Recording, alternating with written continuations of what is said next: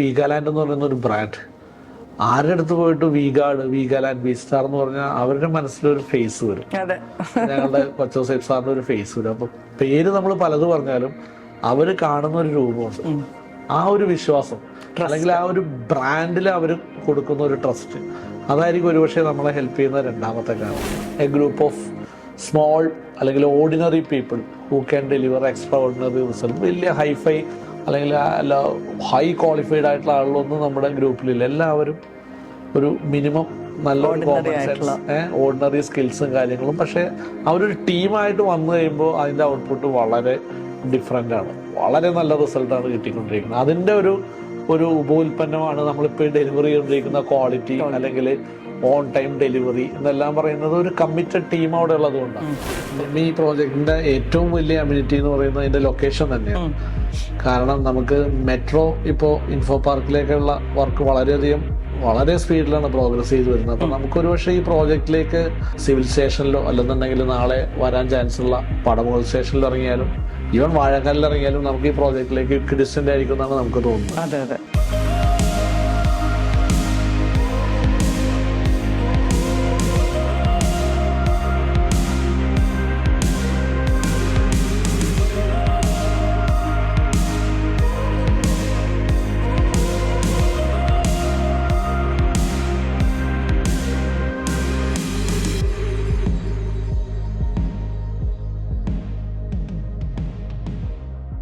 Hi Vijay sir.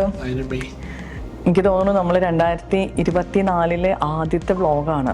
അപ്പം ഞാൻ വിചാരിച്ചത് നമ്മുടെ ഏറ്റവും ഫേവറേറ്റ് ബ്രാൻഡായിട്ട് തന്നെ നമുക്ക് ഈ ഒരു വർഷം സ്റ്റാർട്ട് ചെയ്യാന്നുള്ളത്. അപ്പോൾ നമ്മൾ ഗ്രീൻ ഹൈറ്റ്സിൻ്റെ വ്ളോഗാണ് ചെയ്തത്. ഭയങ്കര റെസ്പോൺസായിരുന്നു നമുക്ക് ആ ഒരു പ്രോജക്റ്റിന്. അപ്പോൾ ഇന്നിപ്പോൾ നമ്മൾ ചെയ്യുന്നത് നമ്മുടെ മേബലിൻ്റെ, അതായത് കാക്കനാട് ഒരു പ്രൈം ലൊക്കേഷനിലിരിക്കുന്ന ഒരു പ്രോപ്പർട്ടിയാണ് മേബൽ. അപ്പോൾ നമുക്ക് അതിൻ്റെ ഒരു വിശേഷങ്ങളിൽ നിന്ന് സ്റ്റാർട്ട് ചെയ്യാം. അപ്പോൾ ഒരു ഹാപ്പി ന്യൂ ഇയർ പറഞ്ഞുകൊണ്ട് നമുക്ക് സ്റ്റാർട്ട് ചെയ്യാം. നിമ്മിക്കും നിമ്മിയുടെ കുടുംബത്തിനും ഈ 2024 എല്ലാവിധ വിജയങ്ങളും കൊണ്ടുവരട്ടെ, പൂർണ്ണ ആരോഗ്യത്തോടെ ഇരിക്കട്ടെ എന്ന് ഞാനും വീഗാലാൻഡ് ടീമും ആശംസിക്കുകയാണ്. നമ്മുടെ വ്യൂവേഴ്സിനും ഒരു happy and prosperous new year. നമ്മുടെ ഈ മേബൽ എന്ന് പറഞ്ഞ പ്രോജക്റ്റ് കാക്കനാട് ഒരു പ്രൈം ലൊക്കേഷനിൽ ഇരിക്കുന്ന ഒരു പ്രോജക്റ്റാണ്. നമ്മുടെ ഓഫീസിന്റെ വളരെ അടുത്തുള്ള ഒരു ഓപ്ഷനാണ് അല്ലേ. അപ്പോൾ അതിൻ്റെ ഒരു ലൊക്കേഷൻ അഡ്വാൻറ്റേജിൽ നിന്ന് തന്നെ നമുക്കൊന്ന് സ്റ്റാർട്ട് ചെയ്താലോ. നിമ്മി ഒത്തിരി ബിൽഡേഴ്സ് നമുക്കിപ്പോൾ ഇവിടെ കാക്കനാട് ഉള്ള ഒരു ലൊക്കേഷനിൽ ഒത്തിരി പ്രോജക്ട്സുകൾ വരുന്നുണ്ട്. പക്ഷേ അതിലെല്ലാത്തിലും ഏറ്റവും ആളുകൾ കൂടുതൽ താമസിക്കാനായിട്ട് ഇഷ്ടപ്പെടുന്ന, അല്ലെങ്കിൽ അവർക്ക് ട്രാഫിക് ഇൻറ്റൻസിറ്റി എല്ലാം കുറവുള്ള, എന്നാൽ ആക്സസിബിലിറ്റി കാര്യങ്ങൾ, മറ്റു ഫെസിലിറ്റീസ് ഇതെല്ലാം വെച്ച് നോക്കുമ്പോൾ നിമ്മിക്കറിയാലോ സ്പ്രിംഗ് ബെൽ എന്നുള്ള പ്രോജക്റ്റ് ഞങ്ങളുടെ വളരെ ഹിറ്റായിരുന്ന ഒരു പ്രോജക്റ്റാണ്. എനിക്ക് തോന്നുന്നതിൽ ലെസ് ദാൻ 7 or 8 യൂണിറ്റ്സ് ബാക്കിയുള്ളൂ. സ്ട്രക്ചർ ഫിനിഷിങ് ആയ ഒരു പ്രോജക്റ്റാണ്. അതിനുള്ളിൽ തന്നെ അത് ഓൾമോസ്റ്റ് വിറ്റുപോയി. 93% സോൾഡ് ഔട്ടാണ്. എനിക്ക് തോന്നുന്നു ഒരു 6 or 7 യൂണിറ്റ്സ് ബാക്കിയുള്ളൂ. ആ പ്രോജക്റ്റിലേക്ക് ഇപ്പോഴും 3 BHKയുടെ എൻക്വയറി വന്നപ്പോഴാണ് നമ്മൾ ഇമ്മീഡിയറ്റ്ലി ഇതേപോലെ തന്നെ, അല്ലെങ്കിൽ നമ്മുടെ ഓഫീസിന്റെ അടുത്ത് നിന്ന് ഹാർഡ്ലി ഒരു 400-500 മീറ്റേഴ്സ് മാറി പ്രോപ്പർ NGO ക്വാർട്ടേഴ്സിന്റെ ആക്സസിലൂടെ ചെല്ലുന്ന ഈ ഒരു സൈറ്റ് നമ്മൾ ഐഡന്റിഫൈ ചെയ്ത് നമ്മൾ ഈ പ്രോജക്റ്റിൽ മെയിനായിട്ട് ഉദ്ദേശിച്ചിരിക്കുന്നത് 3 BHK തന്നെയാണ്. പക്ഷേ എല്ലാ ഫ്ലോറിലും ഒരു 2 BHK നമ്മൾ ഇൻക്ലൂഡ് ചെയ്തിട്ടുണ്ട്. സ്പ്രിംഗ് ബെല്ലിൽ പ്രൊപ്പോർഷൻ 50-50 ആയിരുന്നു. ആളുകൾ അവിടെ വളരെയധികം ചൂസ് ചെയ്യാനുള്ള കാരണം ഒരുപക്ഷെ എനിക്ക് തോന്നുന്നു ഈ സീപോർട്ട് എയർപോർട്ട് റോഡിലേക്കുള്ള കണക്ടിവിറ്റി, അല്ലെങ്കിൽ അവിടെ നിന്ന് എടപ്പള്ളിയിലേക്ക് വളരെ എളുപ്പം കണക്ട് ചെയ്ത് പോകാം. അല്ലെന്നുണ്ടെങ്കിൽ അവിടെ പൈപ്പ് ലൈൻ റോഡ് വഴി കളമശ്ശേരിക്ക് കണക്ഷൻ ഉണ്ട്. അതുകൂടാതെ ഈ ഭവൻ സ്കൂൾ, NPOLന്റെ ജസ്റ്റ് ക്യാമ്പസിൽ തന്നെയുള്ള ഭവൻ സ്കൂൾ, ബാദ്മാത കോളേജ്, അങ്ങനെ ഒത്തിരി, ഇപ്പൊ ഈവൻ ചിറ്റലപ്പള്ളി സ്ക്വയർ, ഞങ്ങളുടെ വെൽനസ് പാർക്കായിട്ടുള്ള ചിറ്റലപ്പള്ളി സ്ക്വയർ, അങ്ങനെ ഒത്തിരി ഹാപ്പനിങ് പ്ലേസ് ആയിട്ടുള്ള ഒരു വളരെയധികം ഒരു റീച്ചബിൾ ഡിസ്റ്റൻസ്. അത് വളരെ സെലക്റ്റീവായിട്ട് എനിക്ക് തോന്നി. ആളുകൾ നല്ലൊരു റെസ്പോൺസാണ് സ്പ്രിംഗ് ബെല്ലിന് തന്നത്. അപ്പോൾ നാച്ചുറലി എന്തുകൊണ്ട് അവിടെ തന്നെ ആ ലൊക്കാലിറ്റിയിൽ തന്നെ മറ്റൊരു പ്രോജക്റ്റ് ആയിക്കൂടാന്ന് ചിന്തിച്ചു. അങ്ങനെയാണ് മേബലിൽ ഇപ്പോൾ NGO ക്വാർട്ടേഴ്സ് പ്രിമൈസസിൽ തന്നെ നമ്മൾ ആ സെയിം റോഡിൽ തന്നെ ഇപ്പോൾ പ്ലാൻ ചെയ്തിരിക്കുന്നത്. ഇതിപ്പോ ഇതിന്റെ ഒരു സ്റ്റാറ്റസ് എന്ന് പറയുന്നത് ജസ്റ്റ് ലോഞ്ച് ചെയ്തിട്ടേ ഉള്ളൂ അല്ലേ? ജസ്റ്റ് ലോഞ്ച് ചെയ്തു. നിമിക്കറിയാലോ കഴിഞ്ഞ മാസം നമ്മൾ ഡിസംബറിൽ ചിറ്റലപ്പള്ളി സ്ക്വയറിൽ വെച്ച് അതിൻ്റെ ഒരു ലോഞ്ച് പ്രോഗ്രാം നടത്തിയിരുന്നു. മറ്റു 4-5 പ്രോജക്ട്സിനെ കണക്ട് ചെയ്തുകൊണ്ട് സൈറ്റിൽ പൈലിംഗ് പ്രോഗ്രസ് ചെയ്യുകയാണ്. പ്രോജക്റ്റ് ആസ് പെർ ഷെഡ്യൂളിലാണ്. ആണല്ലേ വിജയ് സാറേ, ശരിക്കും മേബൽ എന്ന് പറഞ്ഞ ആ ഒരു ലൊക്കേഷൻ എല്ലാവരും ഓപ്റ്റ് ചെയ്യുന്ന ഒരു ലൊക്കേഷനിൽ തന്നെയാണ്. കാരണം എനിക്ക് തോന്നുന്നു സ്പ്രിംഗ് ബെല്ല് നമ്മൾ ലോഞ്ച് ചെയ്ത് വളരെ പെട്ടെന്നാണ് നമുക്ക് സെയിലും കാര്യങ്ങളും നടന്നത്. അപ്പൊ അതിന്റെ ഒരു കണ്ടിന്യൂവേഷൻ ആയിട്ടാണല്ലോ നമ്മൾ ബേബെല്ല് വന്നത്. അപ്പൊ ഇനി അതിന്റെ പ്രോജക്റ്റിന്റെ ഡീറ്റെയിൽസ് ഒന്ന് സാർ പറയാമോ? നിമ്മി, നമ്മൾ മേബൽ എന്ന പ്രോജക്റ്റ് പ്ലാൻ ചെയ്തിരിക്കുന്നത് 84 സെൻസിലാണ്. അത് നമ്മൾ ലാൻഡ് ഐഡന്റിഫൈ ചെയ്യുമ്പോൾ തന്നെ അതൊരു അല്പം സ്ലോപ്പിംഗ് ടെറൈൻ ആയിരുന്നു. നമ്മളത് വളരെ പോസിറ്റീവായിട്ടാണ് കണ്ടത്. കാരണം നമുക്ക് പ്ലോട്ടിൽ വലിയ ഒരു ഡെവലപ്മെന്റ് വർക്ക്സും കാര്യങ്ങളൊന്നും ചെയ്യാതെ തന്നെ 2 ഫ്ലോർ ബേസ്മെന്റ് നമുക്ക് കാർ പാർക്കിങ്ങിന് വേണ്ടി കിട്ടുമായിരുന്നു. അത് നമ്മളൊരു അഡ്വാൻറ്റേജ് ആയിട്ടാണ് കണ്ടത്. അപ്പൊ 2 floor basement plus ground floor, അങ്ങനെ 3 ലെവലിലാണ് ആ പ്രോജക്ട്സിന്റെ പാർക്കിംഗ് പ്ലാൻ ചെയ്യുന്നത്. 100% വിതിൻ ദ ബിൽഡിംഗ് ആണ്. എക്സ്റ്റേണൽ ഷീറ്റിംഗോ റൂഫിംഗോ ആയിട്ടുള്ള പാർക്കിംഗ് ഒന്നുമില്ല. 100% വിതിൻ ദ ബിൽഡിംഗ് ആണ്. അങ്ങനെയുള്ള പാർക്കിംഗ് മാത്രമേ നമ്മൾ കസ്റ്റമേഴ്സിന് കൊടുക്കുന്നുള്ളൂ. പക്ഷെ അത് കൂടാതെ നമുക്ക് ഒരു ഫ്ലോറിൽ 7 യൂണിറ്റ് വെച്ചിട്ട്, അതായത് ഒരു 2 ബെഡ്റൂമും 6 3 ബെഡ്റൂം, അങ്ങനെ 7 അപ്പാർട്ട്മെന്റ് ആണ് ഒരു ഫ്ലോറിൽ. അങ്ങനെ 12 ഫ്ലോർസ് എബോവ് ഗ്രൗണ്ട് ഫ്ലോർ നമുക്ക് അപ്പാർട്ട്മെന്റിന് വേണ്ടിയിട്ടുണ്ട്. അതിന് ടെറസ് ഫ്ലോറിലാണ് നമ്മൾ ആസ് യൂഷ്വൽ എല്ലായിടത്തും നമ്മൾ പ്ലാൻ ചെയ്യുന്ന പോലെ സ്വിമ്മിംഗ് പൂളും കാര്യങ്ങളും പ്ലാൻ ചെയ്തിരിക്കുന്നത്. ഇത് നമുക്ക് ടോട്ടൽ എത്ര ഏരിയ വരുന്നുണ്ട് സാറേ? നമുക്ക് construction area almost near about 1.9 lack of square feet വരുന്നുണ്ട്. അതില് അപ്പാർട്ട്മെന്റ്സിന്റെ പറഞ്ഞു കഴിഞ്ഞാല് ഒരു 2 ബെഡ്റൂമേ ഉള്ളൂ എന്ന് ഞാൻ പറഞ്ഞു. പക്ഷെ അത് ഇറ്റ്സ് ക്വൈറ്റ് ബിഗ്, ഒരു 1300 സംതിങ് തന്നെ 2 BHK തന്നെ വരുന്നത്. കാരണം ആ ഒരു ക്ലാസ് ഓഫ് പീപ്പിൾ അതാ. 3 ബെഡ്റൂം വരുന്നത് ഒരു 1650 അടുത്ത് വരുന്ന 2 ടൈപ്പ് ഉണ്ട്. 1800 പ്ലസ് 1850 വരുന്ന 2 ടൈപ്പ് ഉണ്ട്. പിന്നെ 2060 2080 വരുന്ന 3 ബെഡ്റൂമിന്റെ 3ാമത്തെ വേരിയന്റ് ഉണ്ട്. അതെല്ലാം ഈ 2 യൂണിറ്റ് വെച്ചിട്ടാണ് ഒരു ഫ്ലോറിലുള്ളത്. അപ്പൊ അതുകൊണ്ട് ആ ക്ലാസ് ഓഫ് പീപ്പിൾ നമ്മൾ അതൊന്ന് മാച്ച് ചെയ്യാനായിട്ട് ഒരു 2 ബെഡ്റൂം എടുത്തിട്ടില്ലെങ്കിൽ അത് തന്നെ ഏകദേശം ഒരു 1350 സ്ക്വയർ ഫീറ്റിന് അടുത്ത് വരുന്നത് വളരെ വലിയ ഒരു 2 ബെഡ്റൂം ആണ് ചെയ്തിരിക്കുന്നത്. ഇപ്പൊ നമ്മൾ ഈ മേബലിലും ഇതുപോലെ തന്നെ നമുക്ക് ഇനീഷ്യലി വരുന്നവർക്ക് ചിലപ്പോൾ കുറച്ചും കൂടെ വലിയ യൂണിറ്റ് ഒക്കെ വേണം തോന്നുന്നവർക്ക് നമുക്ക് ക്ലബ് ചെയ്യാനുള്ള ഓപ്ഷൻസ് ഉണ്ടോ? ഡെഫിനറ്റ്ലി ക്ലബ് ചെയ്ത് കൊടുക്കാനുള്ള ഓപ്ഷൻസ് ഉണ്ട്. അവര് കൺസ്ട്രക്ഷൻ ഫേസിൽ ഇപ്പൊ അവര് ചൂസ് ചെയ്യുന്ന ഫ്ലോറിലേക്ക് ബ്ലോക്ക് വർക്കും കാര്യങ്ങളൊക്കെ എത്തുന്നതിന് മുൻപ് ഏത് സ്റ്റേജിൽ വന്നാലും, അതായത് അവര് വന്ന് നോക്കുമ്പോൾ ഒരു ഫസ്റ്റ് ഫ്ലോർ സെക്കൻഡ് ഫ്ലോർ ഒക്കെ ആണെങ്കിലാണ് നമ്മൾ എപ്പോഴും ബ്ലോക്ക് വർക്കൊക്കെ ആദ്യം സ്റ്റാർട്ട് ചെയ്യണം. അപ്പർ ഫ്ലോറിൽ വരികയാണെങ്കിൽ അവിടെ തുടങ്ങാൻ ടൈം എടുക്കും. അതിനുള്ള ആര് വന്നാലും നമ്മളത് ഒരു ഫ്രീ ഓഫ് കോസ്റ്റിൽ നമ്മൾ അത് ക്ലബിങ് ചെയ്ത് കൊടുക്കാൻ പറ്റും അല്ലേ? അത് മാത്രമല്ല ആർക്കിടെക്ചറിൽ നമ്മൾ അതിനെ ക്ലബ് ചെയ്യുമ്പോൾ എന്തെങ്കിലും സേവിങ് ഉണ്ടെങ്കിൽ നമ്മളത് കസ്റ്റമർക്ക് പാസ് ഓൺ ചെയ്യാറുണ്ട്. ഓക്കെ. അതുപോലെ തന്നെ നമുക്ക് ഇതിന്റെ ഒരു പ്രൈസ് റേഞ്ച് എങ്ങനെയാ സാറേ വരുന്നത്? പ്രൈസ് റേഞ്ച് ഇപ്പോ സ്റ്റാർട്ടിംഗ് ഓഫറിൽ നമ്മൾ കൊടുത്തിരിക്കുന്നത് നേരത്തെ ഞാൻ പറഞ്ഞല്ലോ, ആ 2 BHK സൈസ് കുറച്ച് കൂടിയതായതുകൊണ്ട് 1300 സ്ക്വയർ ഫീറ്റ് പ്ലസ് വരുന്നതുകൊണ്ട് നമുക്ക് ഇൻ ആൻഡ് റൗണ്ട് ഒരു 90 lakhsോളം 2 BHKക്ക് വരും. വലിയ യൂണിറ്റ്സ് 3ലേക്ക് വരുമ്പോൾ 2060 അല്ലെങ്കിൽ 2080 ഒക്കെ വരുന്നതിന് നമുക്ക് ഏകദേശം ഒരു 1.35 ആണ്, ഇൻക്ലൂഡിങ് കാർ പാർക്കിംഗ്. ഇതെല്ലാം ഞാൻ പറയുന്നത് വീഗാലാൻഡിന് വേണ്ടിയിട്ട് വരുന്ന പേയ്മെന്റ് ആണ്. Naturally GST plus registration extra. Almost ഒരു 90 to 1.35 ആയിരിക്കും ഇതിന്റെ റേഞ്ച് വരുന്നത് അല്ലേ? അതുപോലെ തന്നെ ഇപ്പൊ നമ്മളിതൊരു ലോഞ്ച്ഡ് പ്രോജക്റ്റ് ആണല്ലോ, അപ്പൊ ഇതിന്റെ എന്നാ നമുക്ക് അതിന്റെ ഒരു കംപ്ലീഷൻ അതിന്റെ കാര്യങ്ങളൊന്ന് പറയാമോ? നമ്മൾ ററയില് പറഞ്ഞിരിക്കുന്നത് 2027 ലാസ്റ്റ് ആണ്. നമുക്ക് ഒത്തിരി പ്രോജക്റ്റ് നിമ്മിക്കറിയാലോ. വീഗാലാൻഡ് ഈ കഴിഞ്ഞ 2023 ലാസ്റ്റിലായപ്പോൾ നമ്മൾ ഏകദേശം 6 പ്രോജക്റ്റുകളുടെ ലൈനിലാണ് വന്നിരുന്നത്. അപ്പൊ എല്ലാത്തിന്റെയും കംപ്ലീഷൻ ഇടിച്ചു കയറി വരുന്നത് 27 അല്ലെങ്കിൽ 28 ആണ്. അതിൽ ഗ്രീൻ ഹൈറ്റ്സ് പോലത്തെ വലിയ പ്രോജക്റ്റാണ് 28ലേക്ക്. മറ്റുള്ള അധികം നമ്മൾ കമന്റ് കൊടുത്തിരിക്കുന്നത് 27 ലാസ്റ്റ് അല്ലെങ്കിൽ 28 ഫസ്റ്റ് എന്നുള്ള ലെവലിലാണ്. ഇത് 27ലേക്കായിരുന്നു വരുന്നത്.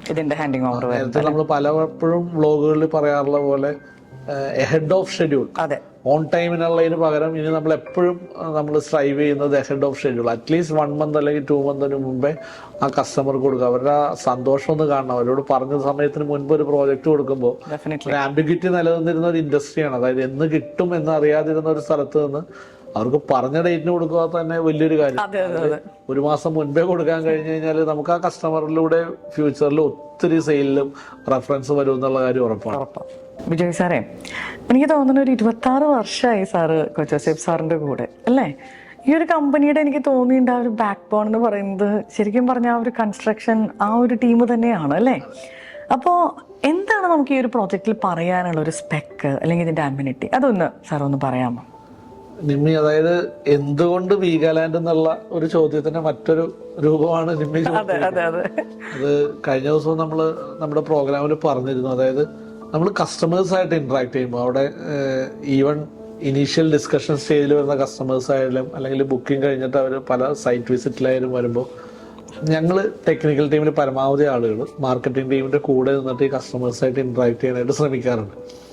അപ്പോൾ അവരുടെ അടുത്ത് വളരെ ക്രിസ്പായിട്ടുള്ള ആൻസർ വൈ വീഗാലാൻഡ് എന്നുള്ളത് നമ്മൾ കഴിഞ്ഞ ഒരു 10 വർഷമായിട്ട് നമുക്ക് അതിൻ്റെ ഫീഡ്ബാക്ക് ക്ലിയർ ആയിട്ട് വന്നുകൊണ്ടിരിക്കുക. അതെന്നും പറയുന്ന പോലെ എന്തുകൊണ്ടോ നമ്മൾ ചൂസ് ചെയ്യുന്ന ലൊക്കേഷൻ അത് അവർക്ക് ഭയങ്കരമായിട്ട് ഇഷ്ടപ്പെടേണ്ട. അതായത് ആരാണ് വാങ്ങുന്നത് എന്ന് പോലും അറിയാതെ നമ്മൾ പോയിട്ട് ഒരു സൈറ്റ് കാണുന്നത്, എന്നിട്ട് അവിടെ പ്ലാൻ ചെയ്യുന്നു, ഒരു ബിൽഡിംഗ് വെക്കുന്നു, ചില സ്ഥലത്ത് 80 എണ്ണം വരുന്നു, ചില സ്ഥലത്ത് 100 യൂണിറ്റ് വരുന്നു.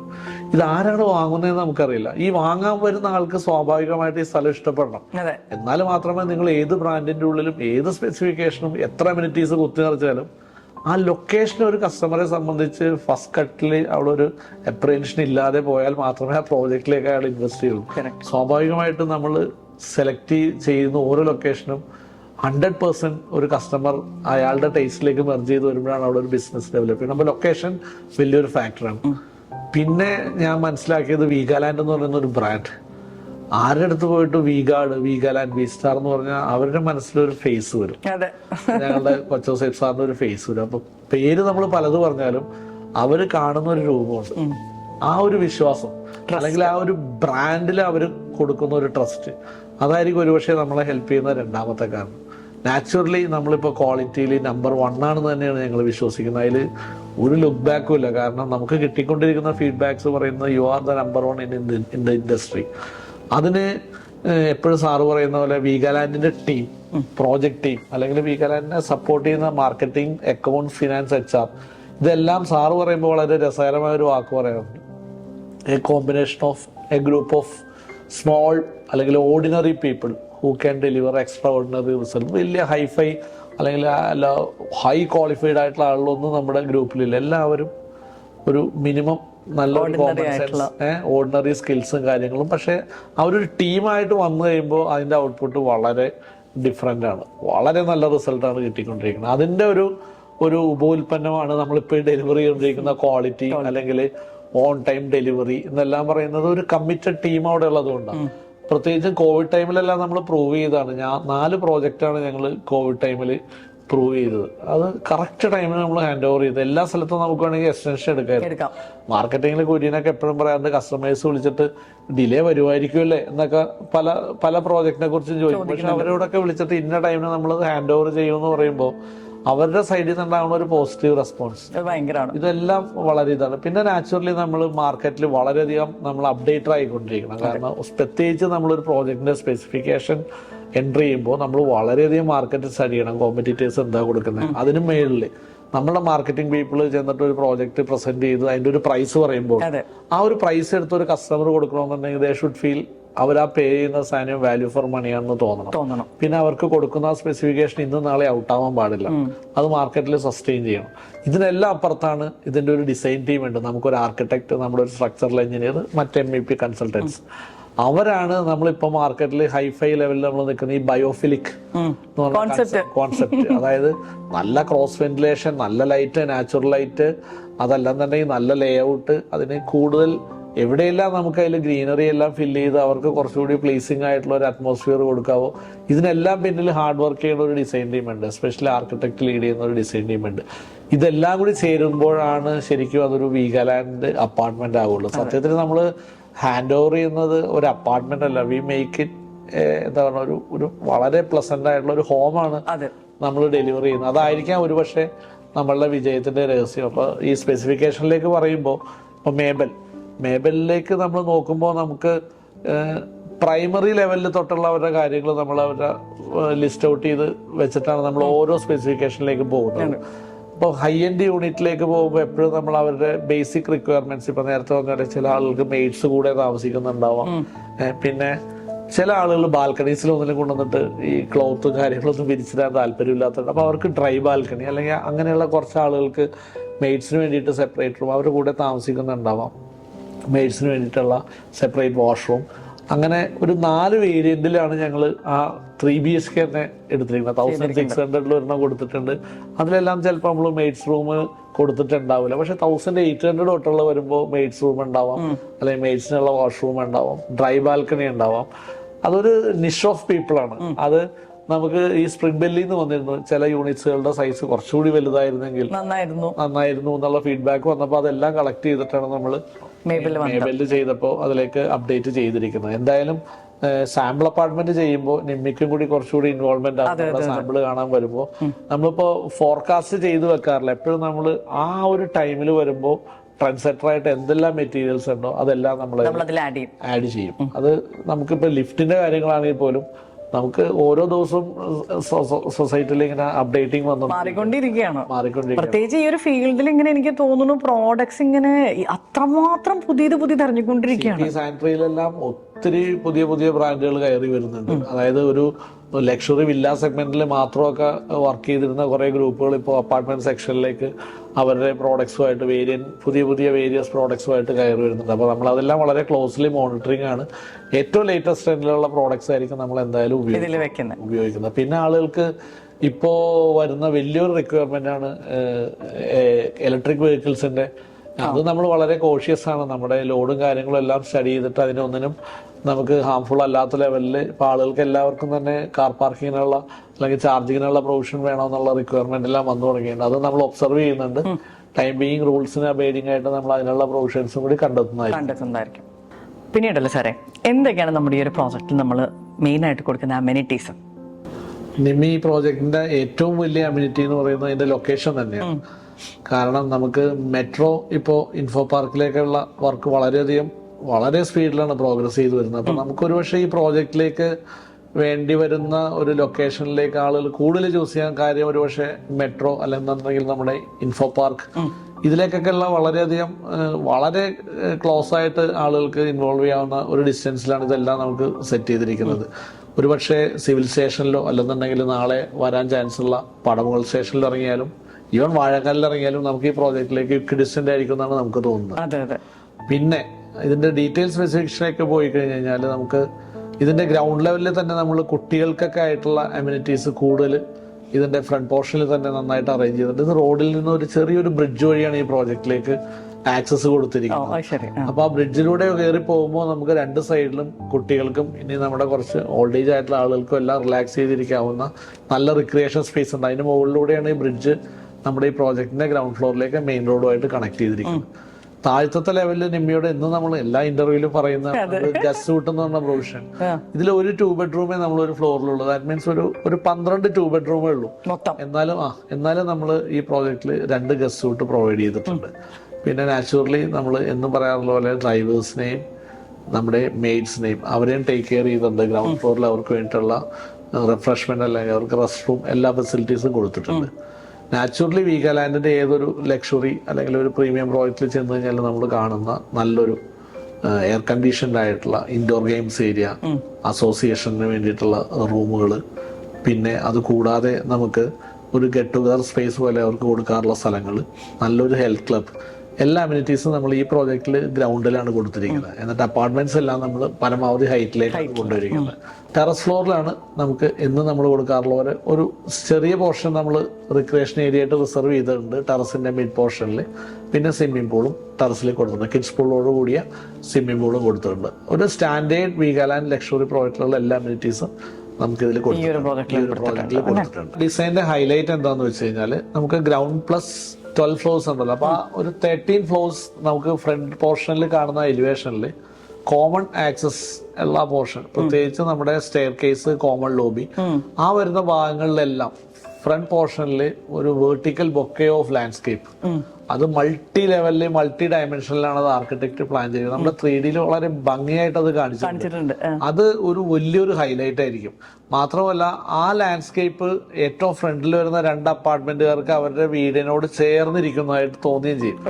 വേറൊരാൾക്ക് അങ്ങോട്ട് ആക്സസ് ഒന്നുമില്ല. നമുക്ക് ടെക്നിക്കൽ ആർക്കെങ്കിലും മെയിൻ്റനൻസ് എന്തെങ്കിലും വേണ്ടിയിട്ട് പോകാന്നല്ലാതെ, പക്ഷെ അവർക്കത് ആ ഫ്രണ്ട് പോർഷനിലുള്ള 2 വലിയ 3 BHK കാർക്കും അവരുടെ വീടിന്റെ ഒരു എക്സ്റ്റൻഷൻ ആയിട്ട് തോന്നും. അവർക്ക് അതില് മെയിൻ്റനൻസോ കാര്യങ്ങൾക്കോ ഒന്നും ചെയ്യേണ്ട, അതൊരു കോമൺ മെയിൻ്റനൻസിൽ പോവുകയും ചെയ്യും.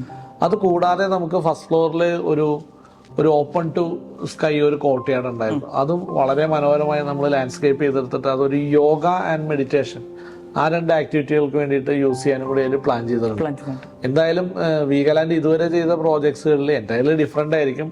മാത്രമല്ല നേരത്തെ പറഞ്ഞ പോലെ ഈ ബയോഫിലിക് എന്ന് ഞങ്ങൾ പറയുന്നത് എങ്ങനെ അത് മെറ്റീരിയലൈസ് ചെയ്യാം എന്നുള്ളതിന്റെ വലിയൊരു ഒരു പ്രൂഫായിരിക്കും ഇപ്പോൾ നമ്മുടെ വർക്ക് ഇൻ പ്രോഗ്രസ്സിലുള്ള എല്ലാ പ്രോജക്റ്റുകളും. ചെടികൾ എന്തായാലും ഞങ്ങൾ ഭംഗിയായിട്ടത് ഡ്രോയിങ്ങിൽ മാത്രമല്ല ഫീൽഡിൽ വെക്കും. അതൊരു ആഫ്റ്റർ 10 years കഴിഞ്ഞാലും നമ്മൾ ഡ്രോയിങ്ങിൽ എങ്ങനെ ചെയ്തിരുന്നോ അതുപോലെ ഡേ 1 അത് എന്താണോ വിഷ്വലൈസ് ചെയ്യുന്നത് അതേപോലെ നമ്മളൊരു 10 വർഷം കഴിഞ്ഞാലും നമ്മളത് മെയിൻറ്റെയിൻ ചെയ്ത് കാണിച്ചു. നമുക്ക് ഉറപ്പാണല്ലോ. ഗ്രീൻ ക്ലൗഡ്സിലേക്ക് നോക്കിയാൽ മതി. നമുക്ക് ഒത്തിരി ഉദാഹരണങ്ങളുണ്ടല്ലോ, അതുകൊണ്ട് ആ കാര്യത്തിൽ നമുക്ക് യാതൊരു ടെൻഷനും ഇല്ല, നമുക്ക് അറിയാതെ. ഒരു കാര്യം വളരെ സന്തോഷമാണ്, ഇൻഡസ്ട്രി മൊത്തത്തിൽ ഇപ്പൊ ആ ഒരു ഡിസൈൻ കൺസെപ്റ്റ് ഫോളോ ചെയ്യുന്നു. പണ്ട് എല്ലാവർക്കും 3D വ്യൂവിൽ മാത്രമായിരുന്നു, ഏതെങ്കിലും ഒരു ബാൽക്കണിയിൽ മാത്രമായിരുന്നു 2 ചെടിച്ചട്ടി വരച്ചു വെച്ചിരുന്നത്. ഇപ്പോൾ നമ്മളതൊരു ട്രെൻഡ് കൊണ്ടുവന്നു, നമ്മളത് പ്രൂവ് ചെയ്ത് കാണിച്ചു. ഇപ്പൊ എന്തായാലും the whole industry is following it. Very happy. അങ്ങനെ ഒരു നല്ലൊരു ഇനീഷ്യേറ്റീവ് ചെയ്ത് കാണിച്ച് അതൊന്ന് സക്സസ് ആക്കാനായിട്ട് കഴിഞ്ഞു. അപ്പൊ സാറേ, ഇന്നത്തെ വ്ളോഗില് നമ്മൾ മേബൽ എന്ന് പറഞ്ഞ പ്രോജക്റ്റിന്റെ വിശേഷങ്ങളാണ് കണ്ടത്. അപ്പൊ എനിക്ക് തോന്നുന്നു അതിന്റെ ഒരു മോക്ക് അപ്പാർട്ട്മെന്റ് റെഡി ആകുമ്പോൾ വീണ്ടും നമുക്കൊരു അപ്ഡേറ്റഡ് സ്റ്റാറ്റസ് എന്തായാലും ചെയ്യാം. ഇപ്പൊ വൺസ് അഗെയിൻ ഒരു ഹാപ്പി ന്യൂ ഇയർ. സാറ് നല്ലൊരു വിഷ് തന്നായിരുന്നു. അപ്പൊ അതുപോലെ തിരിച്ചും സാറിനും അതുപോലെ വീഗാലാൻഡ് ടീമിനും എല്ലാവർക്കും നല്ലൊരു വർഷമായിരിക്കട്ടെ എന്ന് ആത്മാർത്ഥമായിട്ട് ആശംസിക്കുന്നു. നിമ്മി, ഒത്തിരി പ്രതീക്ഷകളുമായിട്ടാണ് ടീം വീഗാലാൻഡ് 2024 വരുന്നത്. നേരത്തെ പറഞ്ഞ പോലെ കുറച്ചധികം പ്രോജക്ട്സ് നമ്മൾ കുറച്ച് നാളായിട്ട് കാക്കനാട്, തൃപ്പൂണിത്തുറ ആ ബെൽറ്റിലാണ് ചെയ്തിരുന്നത്. ഞങ്ങളെ സംബന്ധിച്ച് ഇതെല്ലാം ഹോട്ട് കേക്കാണ്. നമുക്ക് നല്ല എൻക്വയറി ഉണ്ട്, നല്ല നല്ല പ്രോജക്ട്സുകളും ചെയ്യാൻ കഴിഞ്ഞു. നമ്മൾ വീണ്ടും എക്സോട്ടിക്കയ്ക്ക് ശേഷം നമ്മൾ എടപ്പള്ളി സൈഡിലേക്ക് ഞങ്ങൾ ഒന്നുകൂടി കോൺസെൻട്രേറ്റ് ചെയ്യാണ്. വരും ദിവസങ്ങളിൽ പുതിയ പുതിയ പ്രോജക്ട്സുകളുമായിട്ട് എടപ്പള്ളി ഡാൻറൗണ്ട് ഏരിയയിലെല്ലാം പുതിയ പ്രോജക്ട്സുമായിട്ട് വീണ്ടും നിമ്മയോട് ഇരിക്കാൻ കഴിയട്ടെ എന്ന് ഞാനും ആത്മാർത്ഥമായിട്ട് പ്രാർത്ഥിക്കുകയാണ്. നിമ്മിക്കും നിമ്മയുടെ എല്ലാ ഫ്യൂച്ചർ വെഞ്ചേഴ്സിനും 2024 വളരെ കളർഫുൾ ആവട്ടെ, വളരെ സക്സസ്ഫുൾ ആയിരിക്കട്ടെ എന്ന് ആശംസിക്കുന്നു. Thank you.